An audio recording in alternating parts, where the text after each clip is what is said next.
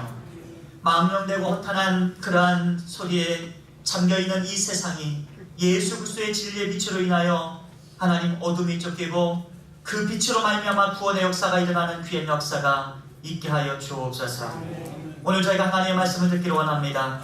이 말씀이 저희들의 영혼을 소생시켜 주옵시고 부활신앙으로서 하나님의 영광을 드러내는 모든 주의 백성 우리 예일교회가 되게 하여 주옵소서. 예수님의 거룩하신 이름으로 감사하며 기도드리옵나이다. 아멘. 할렐루야.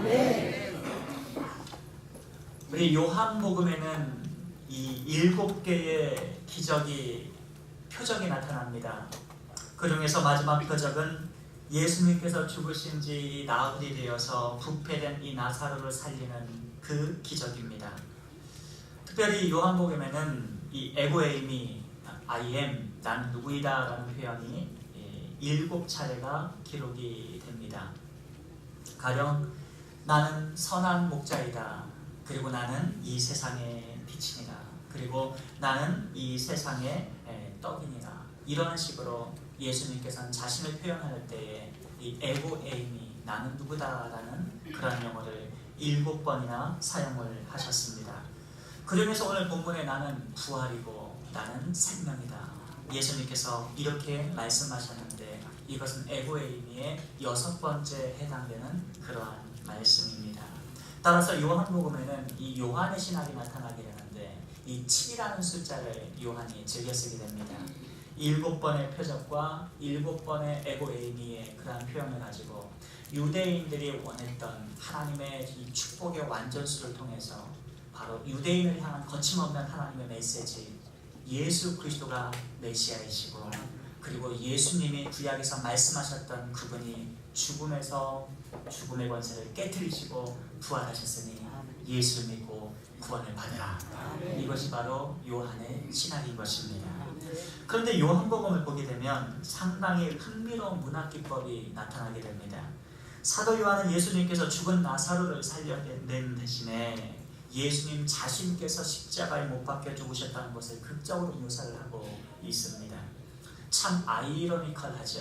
역사적입니다.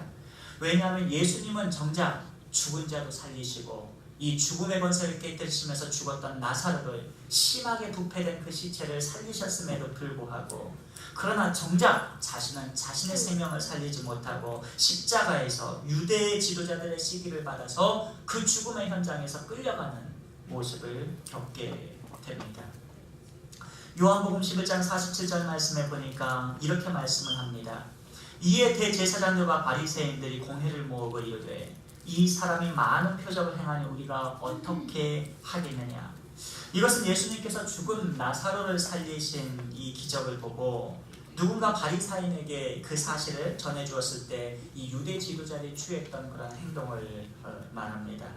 그들이 어떤 결정을 내렸는가 보았더니 오늘 요한복음 11장 53절 말씀에 이렇게 기록을 합니다.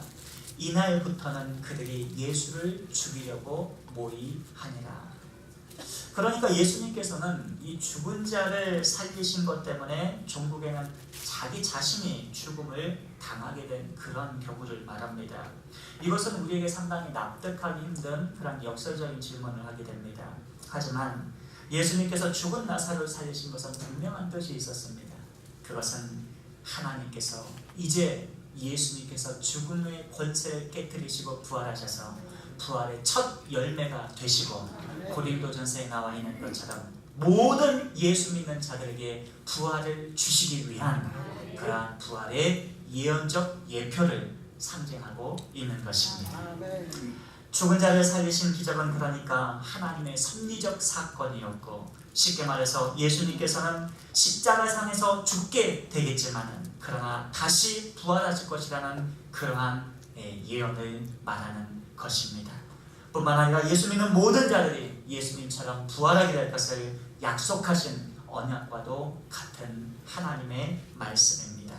그러므로 오늘 말씀을 통해서 우리가 하나님의 진리를 깨닫고 그 진리로 말미암아 우리의 영혼이 자유케 되고 죽음을 두려워하지 아니하는 부활신앙을 갖고 승리의 삶을 살아가시는 주의 백성이 되시기를 원합니다. 우리가 첫 번째 생각해 볼 것은 인간의 필연적 죽음입니다. 사람은 때가 되면 모두가 다 죽게 됩니다. 이런 하나님의 섭리를 거스릴 수 있는 사람은 아무도 없습니다. 나사로처럼 우리도 때가 되면 죽게 됩니다. 이것은 벗어날 수 없는 사실이고 하나님의 진리의 말씀입니다.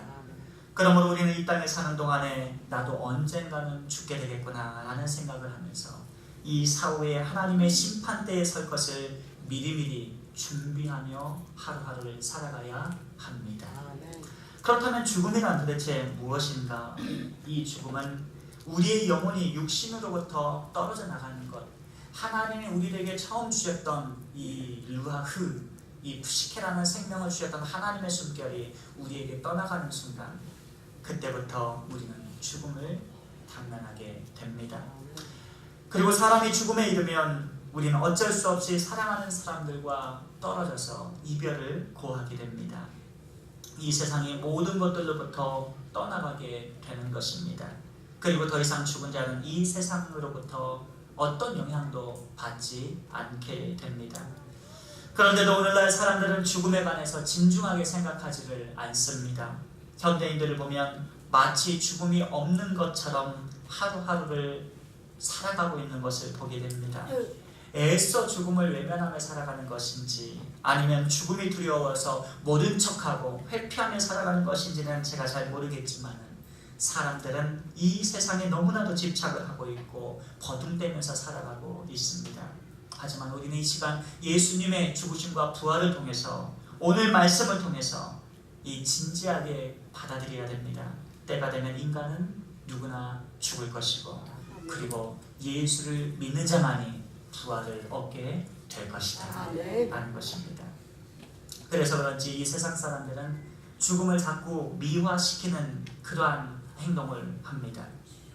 시신을 곱게 화장을 합니다. 장터에 가보게 되면 이 관에 누워 마치 여전히 죽은 자가 숨을 쉬며 잠자는 것처럼 보이게 포장을 하고, 그리고 공동묘지에 가보게 되면 온갖 아름다운 꽃들을 놓고 거기에서 묘지 앞에서 심지어 식사도 하고 즐겁게 담소도 나누고 마치 죽은 사람이 여전히 살아서 우리와 함께 있다는 그러한 생각을 가져서인지 그렇게 정답게 죽은 자들과 함께 생각하는 것을 볼 수가 있습니다. 예수 믿지 않는 사람들은 심지어 해마다 제사를 치르면서 죽은 귀신이 귀신이 아니죠. 이 사람이 죽으면 귀신이 되는 것이 아니기 때문에 죽은 자가 돌아와서 이 제사상을 밥을 먹는다 이런 생각까지도 갖고 있습니다. 그러나 우리가 명심해야 될 것은 이 죽음이라는 것은 결코 미워한다고 해서 아름다워지는 것이 결코 아니라는 사실입니다. 죽음은 인간에게 고통스럽게 주신 하나님의 심판의 결과입니다. 죽음은 인간을 두렵게 만들고 그리고 죽은 시신만 보더라도 부패하게 되면 그야말로 썩은 내와 추한 모습을 우리는 얼마든지 찾아볼 수가 있습니다. 그러면 어째서 사람들은 죽음을 그토록 추하고 고통스럽게 여기는 것인가? 그것은 죽음이라는 존재가 하나님의 말씀에 불순종해서 인간에게 내려진 하나님의 심판으로 당면된 주어진 결과이기 때문에 그렇습니다. 그래서 죽은 사람들이 원하든 원치 않든 간에 모든 것에 이별을 불러오게 되는 것이고, 그리고 우리 사람은 산 자나 죽은 자나 한 것 없이 하나님의 심판대에 하나님의 면전의 삶을 살아가게 되는 것입니다. 오늘 요한복음 11장을 한번 보시기를 바랍니다. 현실적으로 죽음이란 존재는 세상과 사람들로부터 이별을 가지고 왔습니다. 과거에 살던 인간도 그렇고 현재를 살아가는 우리들도 그렇고 죽음은 이별을 사람에게 안겨줍니다. 그래서 그런지 사람은 죽음을 이야기하는 것을 좋아하지 않습니다. 굉장히 불편해합니다.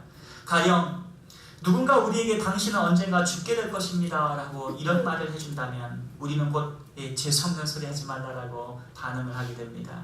실상 죽음이 인간의 현실적 문제임에도 불구하고 우리는 이렇게 죽음에 관해서 생각하거나 신경 쓰기를 싫어합니다. 하지만 우리는 명심해야 합니다. 때가 되면 반드시 죽음은 우리에게 찾아올 것이고 내가 피하거나 간과한다고 무시한다고 해서 그것을 피할 길은 없다라는 것입니다. 그러므로 오늘 주신 귀한 말씀을 통해서 부활 신앙을 소유하시고 그리고 예수님을 만나시기를 원합니다. 자, 그런데 사람들은 이 부활에 관하여 받아들이지 못합니다. 죽음에 관해서는 인정을 해도 현상적으로 보이는 것이기 때문에, 그러나 현상적으로 보이지 아니하는 이 부활에 대해서는 사람이 믿지를 않는 경향이 있습니다. 어떻게 죽은 사람이 부활할 수 있겠느냐? 많은 사람들이 반문을 합니다. 실제 역사상 죽었다가 다시 깨어난 사람들이 간혹 있음에도 불구하고 사람들은 부활을 믿지를 않습니다. 심지어 예수님의 제자를 쫓아 이 예수님께서 부활하신 자신들의 몸을 만져보라고 말씀하셨는데, 그럼에도 불구하고 그 중에 있던 이 제자들도 부활하신 예수님을 믿지 못했습니다. 본문을 보게 되면 마르다라는 여성은 동생 나사로가 죽을 병에 걸리자 예수님께 사람을 보냅니다. 요한복음 11장 3절 말씀 우리 같이 한번 읽겠습니다. 시작. 이에 그 누이들이 예수께 사람을 보내어 이르되 주여 보시옵소서 사랑하시는 자가 병들었나이다 하니, 마르다와 마리아는 예수님께서 빨리 오셔서 동생 나사로의 병을 좀 고쳐달라고 요청을 예수님께 했습니다. 그런데 이상하게 예수님께서는 요단강 동편에서 이틀이나 더 머물러 계셨습니다. 6절 말씀 한번 보세요. 나사로가 병들었다 함을 들으시고 그 계시던 곳에 이틀을 더 유하시고 그랬습니다. 그렇다면 왜 예수님께서 이틀이나 요단강 동편에서 더 유하셨을까? 그럴 만한 이유가 있습니다. 4절 말씀에 기록이 되어 있죠. 이렇게 말씀하십니다. 예수께서 들으시고 이르시되 이 병은 죽을 병이 아니라 하나님의 영광을 위함이요 하나님의 아들이 이로 말미암아 영광을 받게 하려 함이라 하시더라 그랬습니다. 그러니까 예수님께서 이 나사로의 죽음의 소식을 들으셨음에도 불구하고 급하게 이 베다니로 오시지 않았던 이유가, 이것은 하나님의 영광을 위해서 나사로가 죽었던 것을 알고 계셨고, 두 번째로는 이를 통하여서 하나님의 아들인 이 예수님께서 자신께서 영광을 받으실 것을 예수님께서는 알고 계셨다는 것입니다. 그러니까 아무런 걱정하지 말라라고 예수님이 말씀을 하신 것입니다. 그런데 마르다는 이러한 예수님의 뜻을 알 수가 없었기 때문이었는지 예수님께서 사람을 보낸데도 바로 오시지 않자 굉장히 초조해하면서 예수님 앞에 섭섭한 마음을 갖게 됩니다. 21절 말씀해 보니까 예수님께 이 마르다가 뭐라고 말을 하는가 하니 이렇게 말합니다.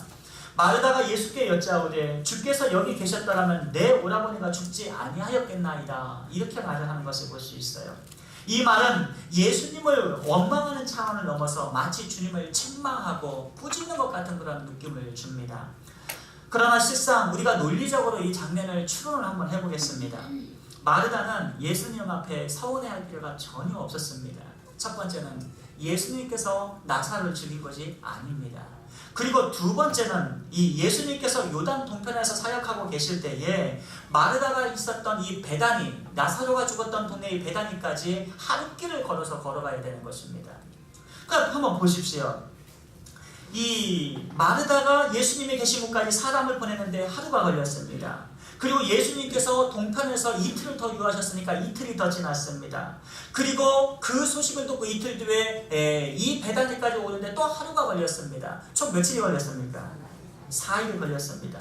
그런데 보십시오. 나사로가 죽은 지 며칠이 지났다고 했죠? 베다니에 와서 보니까 4일이 지났다고 그랬어요. 그러니까 이 사람이 출발할 때부터 나사로는 이미 죽었던 것입니다. 그러니까 예수님께서 이 사람을 보낸 소식을 듣고 바로 오셨어도 며칠이 걸리는 겁니까? 이틀이 걸리는 것이 산술적인 계산입니다.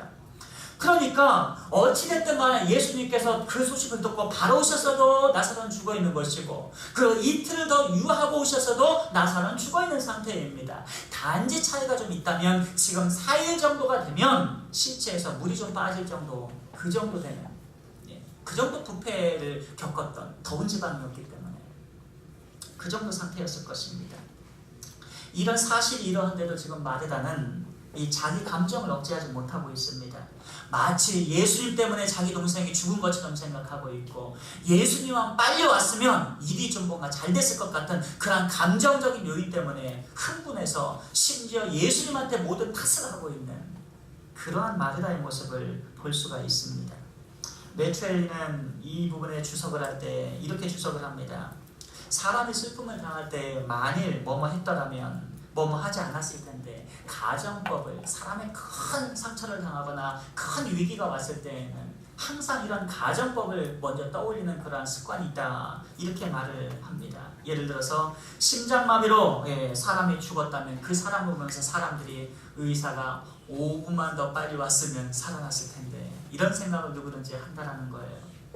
공교롭게도 지금 말하는 이 감정이 너무 복받쳐서 이 실상적인, 이 논리적인 사고를 전혀 하지 못하는 상태가 되고 말았습니다.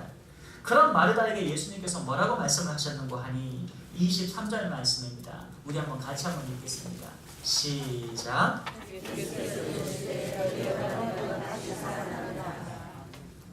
내 오라비가 다시 살아납니다. 이것은 위로 차원에서 주신 말씀이 아니죠.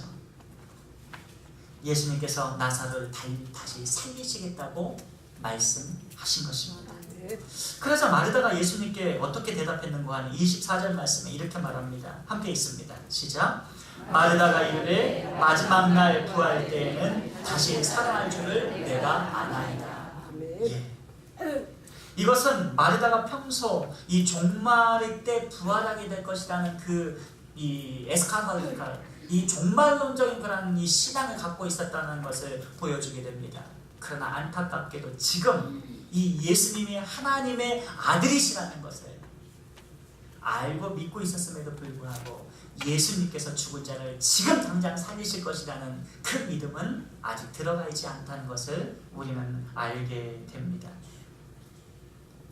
교리적으로는 받아들였지만 이 마르다는 삶 가운데서 하나님의 말씀대로 실제 놀라운 이 기적과 표적이 일어날 것을 현재 받아들이지 못했다는 것이죠. 심지어 마태복음 28장 17절 말씀을 보게 되면 예수를 배웠고 경배하나 오히려 의심하는 자도 있더라, 이렇게 말씀하고 있습니다. 무슨 말인고 하니 예수님께서 실제로 부활하셔서 제자들 앞에 나타나셨음에도 불구하고 그래도 의심하는 자들이 있더라, 이렇게 성경은 지금 말씀하고 있는 것입니다.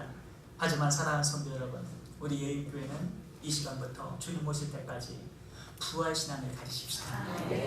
죽어도 살겠고 그리고 산 자는 그리스도와 함께 살아서 반드시 그때의 그날에 주님을 영화롭게 배울 날이 있음을 믿고 세상을 두려워하지 말고 담대하게 믿음으로 승리하며 살아가시기를 원합니다.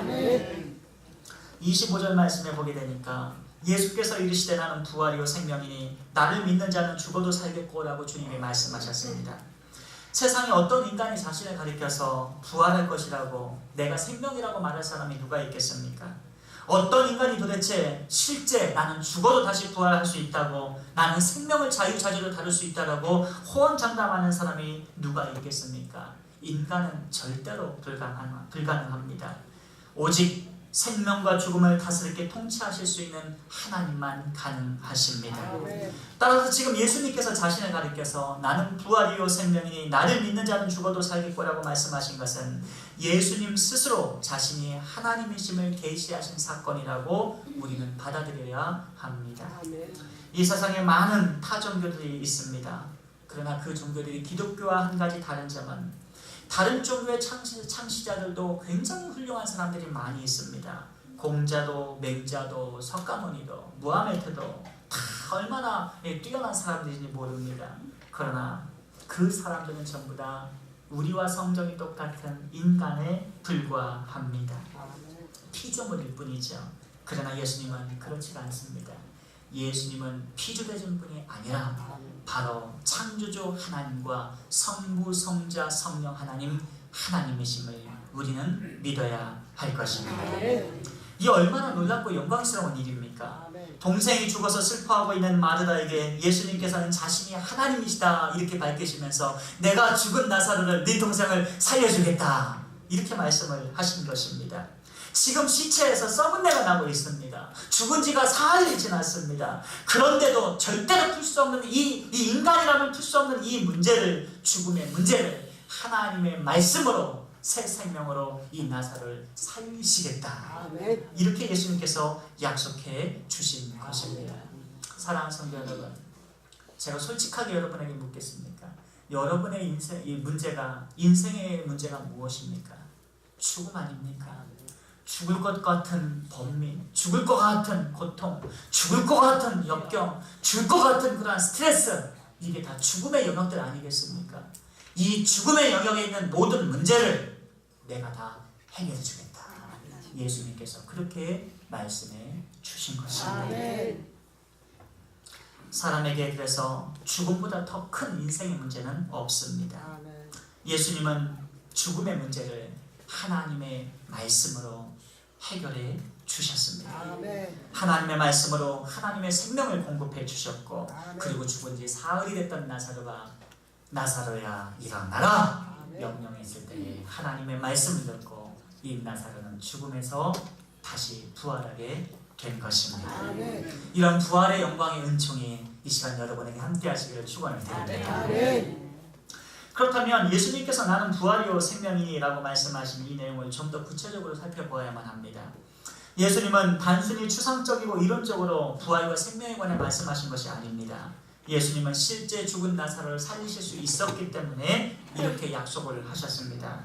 예를 들어 예수님께서 나는 생명의 떡이요, 나는 이 생명의 떡이요 라고 말씀하셨다면, 이 아르콘이라고 말씀하셨다면, 실제 예수님은 이 떡이 되셔서 예수님을 먹고 마시는 자마다 이 생명의 구원을 얻게 되는 것이고, 그리고 누구든지 죽지 않고 부활하게 구원을 얻게 되는 것입니다. 또 나는 세상의 빛이니라 라고 예수님이 말씀하셨다면 장님이 눈을 뜨는 역사가 있을 것이고, 영적으로 어두운 자가 이 분별하게 되는 역사가 일어나게 될 것입니다.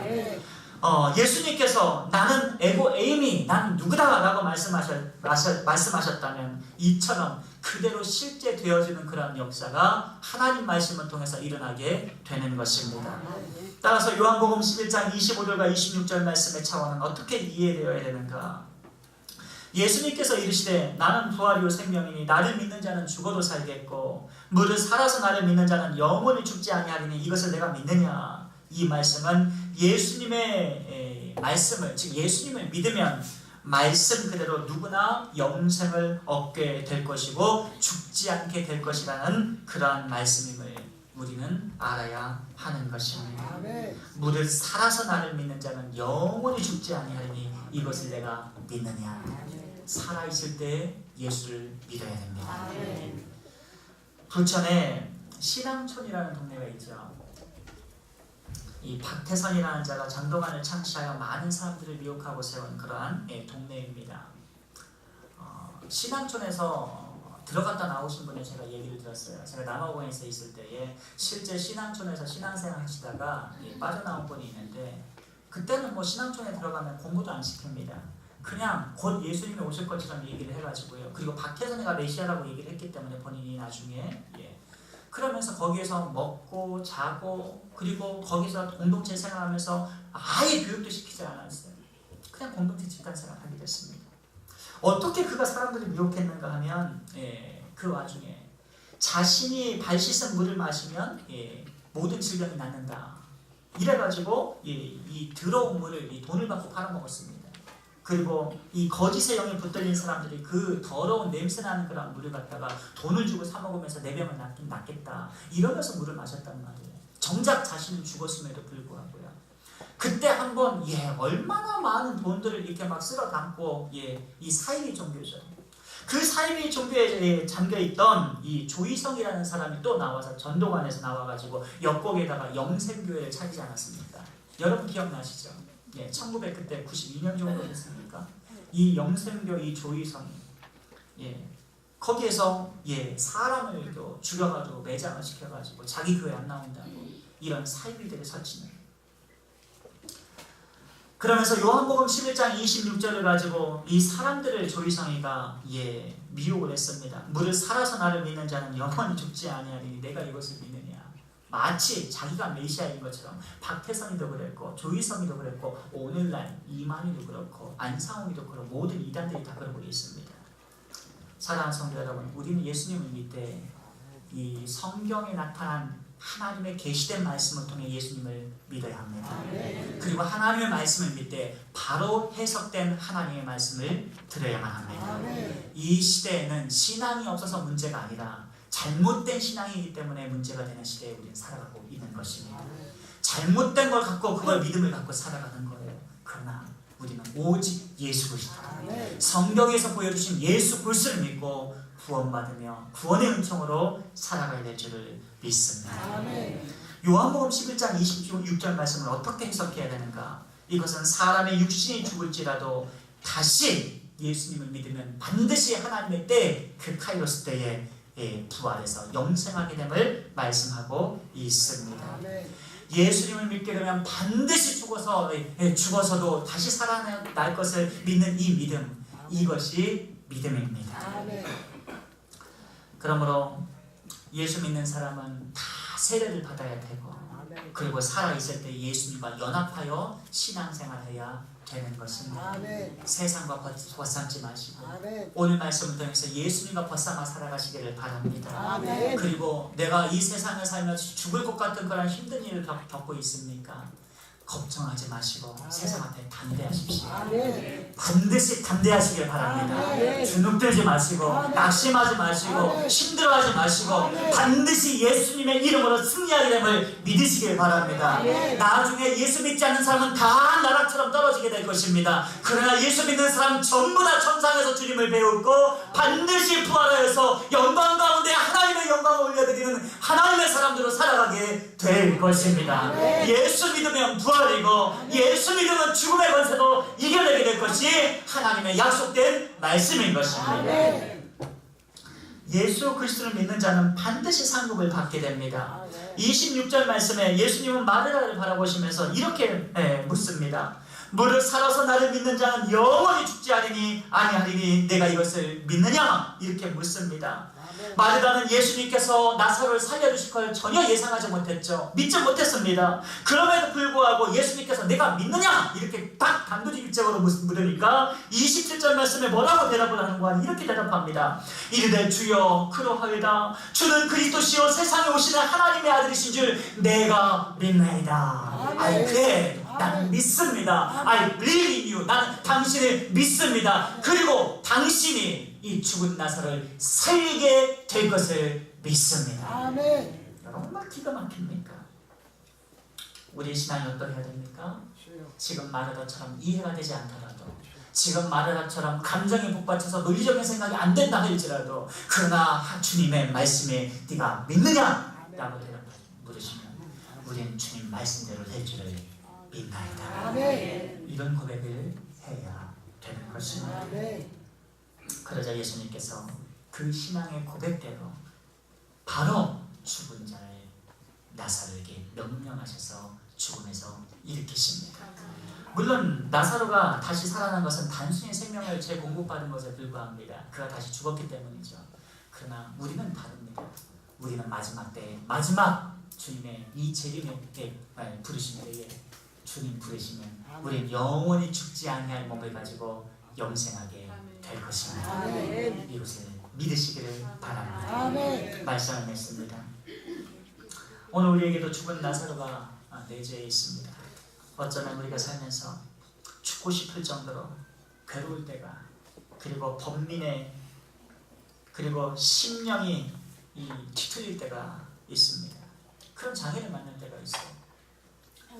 사람에게 배신을 당하거나, 사랑하는 사람부터 고통을 당하거나, 사업에 망하거나, 내 뜻대로 되는 건 하나도 없고 질병에 걸리거나, 이 인생의 무력해짐을 내가 아무것도 해낼 수 없는 것 같은 그런 생각이 잠길 때가 있어요. 하지만 우리 기억해야 됩니다. 그런 죽음의 영역 속에서도 예수님 말씀 한마디로 죽은 나사로가 무덤에서 걸어 나왔습니다. 사랑하는 성도 여러분, 여러분의 무덤에서 걸어 나오십시오. 오늘 주님께서 말씀하십니다. 나사로야 일어나라. 나사로야 일어나라. 죽음에서 일어나시고 주님을 믿으셔서 부활의 신앙을 가지고 승리하시기를 축원을 드립니다. 왜 우리 인생에 문제가 있습니까? 내 안에 죽은 나사로가 있기 때문에 그래요. 그 나사로를 일으키십시오. 하나님의 말씀을 받아들이고 말씀을 믿고 일어나서 죽음 권세를 깨뜨리시고 승리하신 부활하신 예수님처럼 당당하게 여러분의 죽음의 영역에서 일어나셔서 승리의 영역이고 빛의 영역이고 믿음의 영역이고 불수의 영역으로 일어나셔서 아멘. 하나님을 영원롭게 드리시는 주의 백성이 되시기를 원합니다. 아멘. 말씀합니다. 오늘 저녁부터 우리 교회에서는 신년 축복 대부흥성회가 있습니다. 한 주간 수요일까지 하게 됩니다. 예수 그리스도 안에서 죽은 나사로의 문제가 해결받는 그한 은혜가 있기를 원합니다. 아멘. 인생의 문제는 해결하라고 주신 하나님의 숙제에 불과합니다. 아멘. 기도해야 됩니다. 하나님께 갖고 나와야 됩니다. 예수님 앞에 보따리 갖고 풀어 헤치면 반드시 인생의 문제 해결되는 것입니다.